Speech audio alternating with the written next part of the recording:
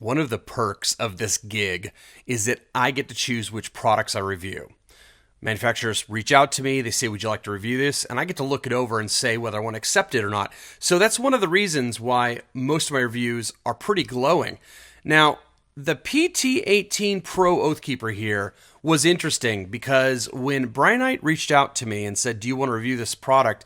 I looked over it and I was like, I don't know if I do. It's just not my style of light. Well, this is going to be high praise to say, I am glad to be wrong. This is a great light. Welcome back to Shul Lights. In the intro, I mentioned that this is not normally my style of light and that I was, mistaken about whether I would like it or not. Now, let me go into that for a little bit. This light is a tactical light. You can see it comes with a Thyrm switchback knockoff ring here, and everything about it, the UI, the way it's designed, is for somebody that probably uses weapons. I'm not a big weapon guy, and so, having buttons that turned it on to turbo instantly, shortcuts to strobe, things like that don't really appeal to me normally. I know that some of you out there want this kind of product, and that's why I accepted this product to review. But here's the thing, I've also fallen in love with it. It's such a good light. I mean, first off, just look at it. The anodization, look at the sheen on it, and the color. The color is so great, and everything about it feels really solid and well made. And I'll show you a couple little things that I can articulate about why this is a great light. So, for example, this Thyrm switchback knockoff, this slides on to the tail cap when you unscrew it, and this easily could have been a black part, but no, they went ahead and anodized it the same as the rest of the light. And also look at this, the strike bezel up here, which is made out of steel. But check this out. If you remove it, and you can remove it, notice that the way it's threaded, the light still looks complete. The channel of threads is in between these two elements. It's a really thoughtful design. So everywhere I look around this light, it looks like that. Just got really good styling. Good fit and finish, they say, right? All right, so that's enough about that. But I just want to tell you that I hope the video is doing it justice. It probably isn't, because when I overlooked the pictures on the website, I didn't even see exactly how great it was until I pulled it out of the box myself. All right, now let's talk about the box and how this comes into it. So this box is like super fancy, and I'm going to show you that in a second. And this, I want to explain what I think's going on here with this package. If you were trying to gift a tactical light to somebody, this is recommended. I've reviewed a few tactical lights now, and you know what? I just put up a review recently of a competitor's tactical light, which I thought was actually pretty bad. So I just want to point out that this is the best tactical light I've reviewed so far. Now, most tactical lights that I review are in the $80 to $100 range. This one's a little bit more. I don't want to quote the price exactly. Let's just say it's about 120 range. But the reason why I didn't want to quote it is because obviously on Amazon, those prices fluctuate. So it's hard to say what it is at the time that you are viewing the video. But it's about 120 bucks. Now, is it worth the extra money over one that's $70? Definitely, yes. Definitely. Take a look. First off, it comes with this really great box, which I don't normally care about boxes, but if you're giving it as a gift, it matters. It's presentation, right? So it slides out like that, okay? So this is a retail packaging with all the specs and all that. And then it's got this nice kind of gift box that slides up like this, okay? Let me get it straight so it comes off. And inside you have compartments, all right? So there's compartments. The flashlight normally went right here, and then you have accessories in here, a battery, stuff like that. And notice that the manual is actually in little, kind of on a lanyard, in like a little, it's not a D ring, but a little ring here. And they are quick use cards. Like, they're not laminated, but they're glossy and like a really thick paper. And the manual is just really good. I don't know how to explain it. And also notice that it's in one language only. You don't have a bunch of, German or Chinese here that doesn't apply to you if you're an English speaker. It's got exactly what you need and nothing you don't. So I really like that. Now, I also want to point out that in the accessories side here, and let's go ahead and open this up. Oh, if I can get my finger in there. There we go. There is a carry holster here, but here's what's awesome. It is great. It is just so good. Inside it is where they put the cable and a really nice lanyard. And then also at the bottom of this box, there's extra O-rings, and they gave you 3 of them. But let's talk about this holster for a second. First off, it's super thick. I don't know if I can do it justice on camera, but there's a really thick wall right here. It's reinforced with maybe a piece of plastic or something on the inside. Maybe like a flexible plastic. I don't know. It feels more rigid than just this nylon on its own. Then on the sides, it's got, a stretchy material for maybe putting your cables or, I don't know, extra stuff. But look at the shape of it. Now let me talk about this for a second, because most of the time, holsters are just thrown in there and they're OEM'd from some other company. They're not tailored to the light. This is exactly tailored to this light. So when you throw this in here, and notice how it's asymmetrical. It's high on this side and low on this side. That's for the Thyrm switchback knockoff. So if you put this in here, you can see that it is captive on the top. So there's no way that your flashlight's coming out. Notice that the Thyrm ring sits right there. And also notice there is a hole in the bottom. Now, why would there be a hole in the bottom? Couple reasons. One, good way to see if it's on, light will escape. You can tell if you're about to burn a hole in this thing. Secondly, you won't burn a hole in this thing because light can escape. Now, another thing I thought about too is in the holster, you can use the light. You don't even have to take the light out of the holster to use it. You can just literally grab it and start operating it inside the holster. So that is very tactical. And notice that we've got this clip on the back here. I love this style of clip for retention. I have this on a couple other pieces of gear, and it's got hard clicks where you can put it exactly which direction you want and it stays. Okay, so that's very neat.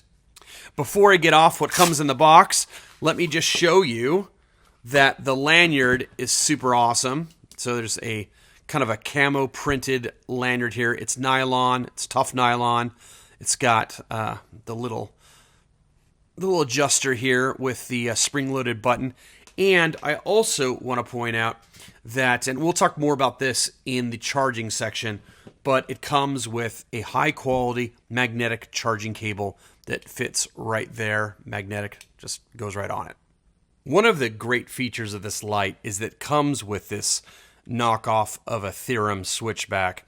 Now, if you don't know what this is, and actually I didn't until Tactical Grizzly had to explain it to me, it's for when you're shooting a weapon, it's to help you retain the flashlight and actually operate it in different holds while you're using your weapon.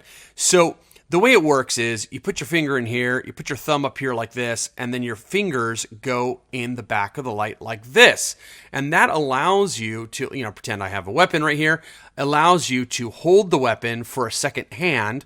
And notice that by holding the flashlight like this, if I just squeeze my thumb and index finger together, the light turns on.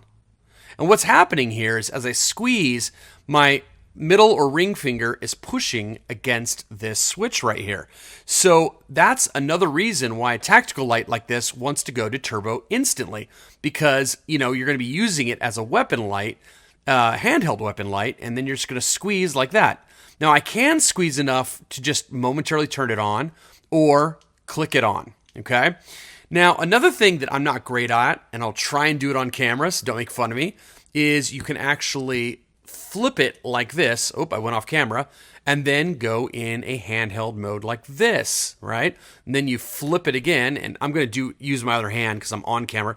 You just flip it, and it rotates like this back into the mode like that. So let me try that one more time. You flip it, and like that, right? And now you're back for weapon holding.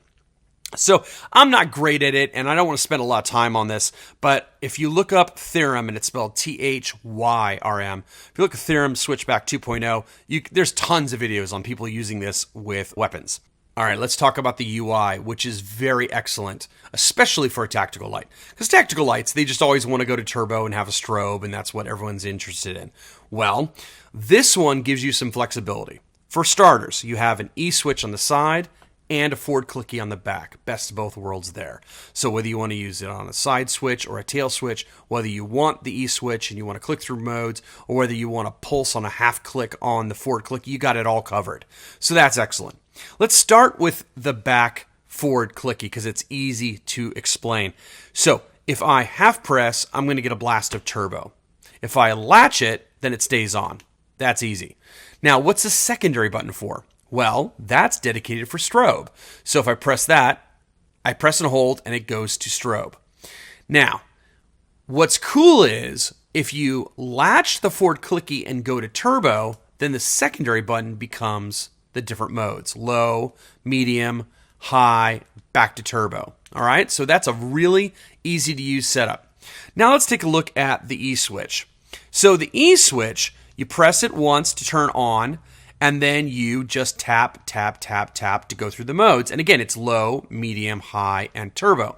Let's go back to low. Now to turn it off, since tap doesn't turn it off, you press and hold to turn it off. I'm not a big press and hold fan, but it makes sense for a tactical light. And notice that by pressing and holding, you just memorized the mode you're on. So while the back always goes to turbo first, the E switch will allow you to memorize modes. So you get the best of both worlds there. So notice I was on low last, so when I tap it on, I'm still on low. And if I were to go to, let's say, medium, press and hold to turn it off, when I turn it back on, I'm back on medium. So that's awesome. Also note that turbo is memorized here if that's what you want.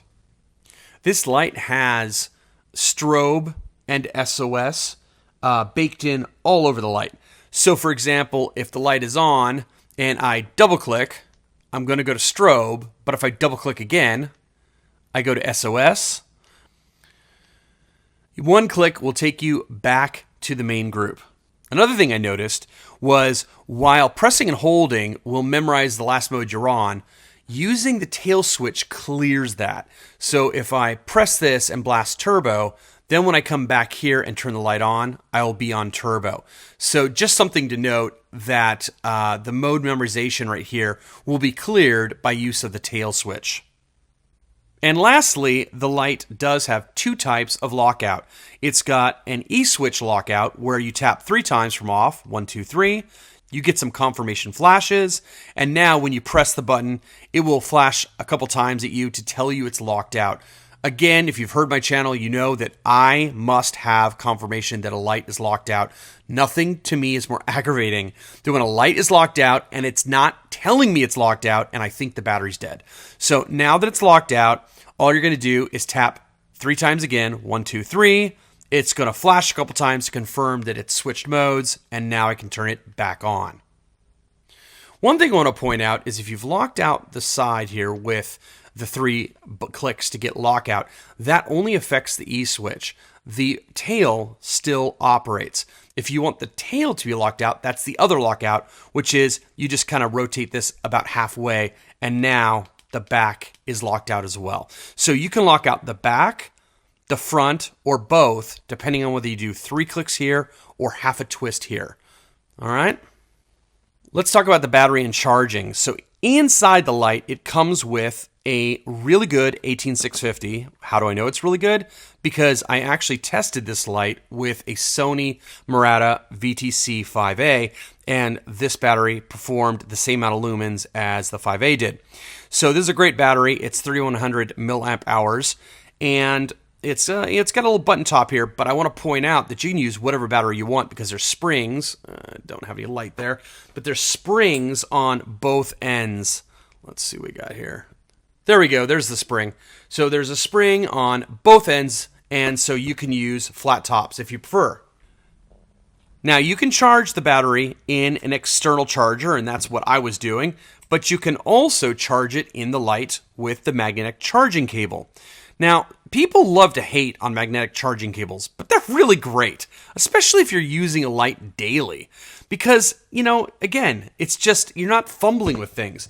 You got the cable sitting there on your desk. You just take the light and you just kind of get it close, right? You just take the little pad there and go, and it just sticks. It just, you know, every time. Now, when this does click on, the charging indicator is over here on the switch.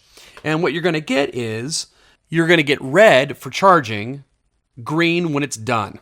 It also has an orange LED in there, and the orange LED in the case of charging would indicate there was a charging fault. That might mean that it's misaligned or there's some gook over here on this pad.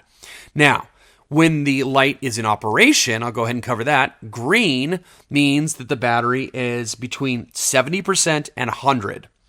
Orange would be 70% and 30%. Red would be 30 to 10%, and below 10%, it flashes red. All right, let's talk about the emitter. I can't believe I waited this long to talk about why I selected this light from Brinyte. When Brinyte asked me what put me over the edge and made me say, yeah, I want to check it out, is the fact that they're using a Cree XHP35. I love XHP35 so much.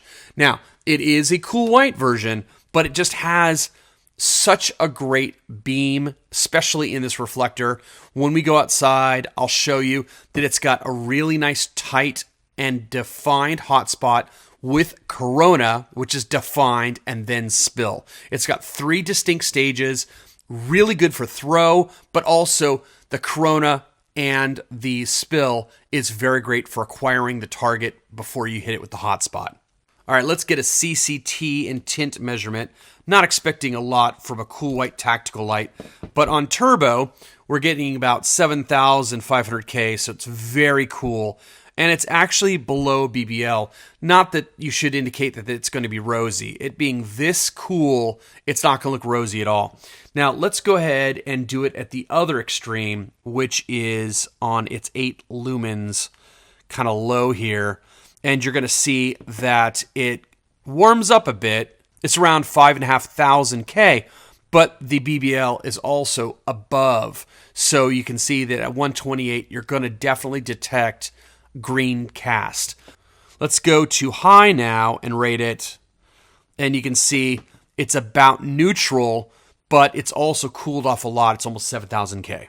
Okay, let's get some lumen measurements. We're going to use the E switch on the side and start at low. And we're finding that low is about 8 lumens. A click, go to medium. We got about 55 lumens. Go to high. We're off the scale and it says 390, so 400-ish lumens. Click again. And we are at 1660 lumens. Now, what I'm going to do is I'm going to top off the battery, and then let's do an ANSI runtime test. All right, so I just topped off the battery on the charger, 4.2 volts. We're going to do a turbo ANSI runtime test. That means we're going to hit turbo and see how it does over 30 seconds. A lot of lights drop off. And here we go. We're going to stick it in the hole here. And let's go now. All right, so we started 1700 lumens. Now the question is, how much will this drop over the time we're running? So we're about 10 seconds in, and we've dropped to about 1660. Wait a little bit longer here. Okay, next 10 seconds are up now. So 20 seconds in, and we're at 1650. So this is holding phenomenally. And I'm sure we're going to be the 1600s at ANSI, which is coming up right about now. So there you go, 1650. So guys, that's awesome. This light put out 1700 lumens, but then it held 1650 at ANSI. Phenomenal driver. Okay, we're outside for some beam shots with the Oathkeeper, the Brinyte PT18 Pro Oathkeeper. Now I'm going to compare it against the Science Sky K3 just because they're similarly sized, kind of a similar function light, and they're both reflectors. Now the emitters differ. The Oathkeeper uses an XHP35, whereas the Science Sky K3 is an SFT40, and they're going to yield different beam shapes. Let's start out with an EDC. I'll take the Zebralight with a Samsung LH351D 4000K just for kind of a baseline. I've got the exposure locked and the color locked at daylight. So this is turbo on my little EDC here. Let me lock the focus as well so that it's not focus hunting on me in the rain. But you can see kind of a baseline of what a 800-ish amount of lumens would do. So now let's take a look at these two guys. We'll take a look at the Oathkeeper and the Science Guy K3. Now let's tilt down first and take a look at the beam shapes if we can, because they're quite different. Let's see here. Go ahead and click on and then go to a lower mode. Hopefully you can see there's a hot spot in the middle and then a corona and then a spill. Let me go a level higher just in case that makes a difference. And let's go down lower. Just hopefully you can see what I'm talking about, that there's 3 distinct steps on this beam. Compared to the K3, which is much more focused, it's much more, let's see, I had some blooming there. There we go. So it's a distinct kind of very even hot spot and then just spill. There's almost no corona. If I come up a little bit, the camera's blooming a little bit, so the camera's making it look like there is a corona, but really it's just a flat hotspot and spill. So I gotta say that their distinct looks are different, and if you are doing search and rescue or if you're trying to locate something, I want to say that that additional corona is going to make a fatter beam, and that beam is going to let you locate objects easier. You can see that I would have to put that manhole right in the middle of this hotspot, but here I've got like a wider area to locate it and then center. So I hope that makes sense. Now let's take a look at how this looks on these objects. This tree right here is 20 meters. Not this one, but this one is 55 meters. And then the 4 palm trees in the very back are 150 meters. Let's take a look at the K3 on turbo on the left side of the screen, as well as the Oathkeeper on the right. So here is that tree with the K3, and here is the Oathkeeper. And you can see how the K3 lights up the center of the tree, but the Oathkeeper hits the whole tree, and that's that difference I'm talking about. Here's at 55 meters versus the PT18 Pro, and then way back on those trees. Now it's raining, so this test is a little awkward, but hey, who knows? Maybe you're going to use the light in the rain. And here is, there's a car down there that I don't want to really beam, so I'm going to stop for a second. You know what, guys? I've been waiting for that car down there to clear for about 10 minutes. So guess what? Heck with them. I'm just going to beam them. All right, here we go. I'm probably going to get hate for this, but maybe you'll just laugh. Maybe you should just laugh with me. I mean, they're just sitting in the middle of the road, so it's really their fault, isn't it? Okay, so that 3 palm trees there. Oh, by the way, I know this is off topic, but people are always claiming that I'm beaming my neighbors. Those 4 palm trees, those are part of a pool that's closed right now, so I'm not beaming neighbors. Now, I am going to beam this guy, but he deserves it. All right, here we go. So let's do the K3 on turbo, the PT18 Pro on turbo, and let's go ahead and hit those 4 trees there as best we can in the rain, and then we'll hit the PT18 Pro on those 4 trees. All right, here's a different angle to show these beams in use, and I want to show you how this one is very concentrated with the SFT40. So it's a good thrower, but you see how I'm only kind of lighting up one small area. And this stuff is, the kind of stuff you'd look through. So now look at the PT18 Pro, and you can see that it's lighting up much wider area in a good way.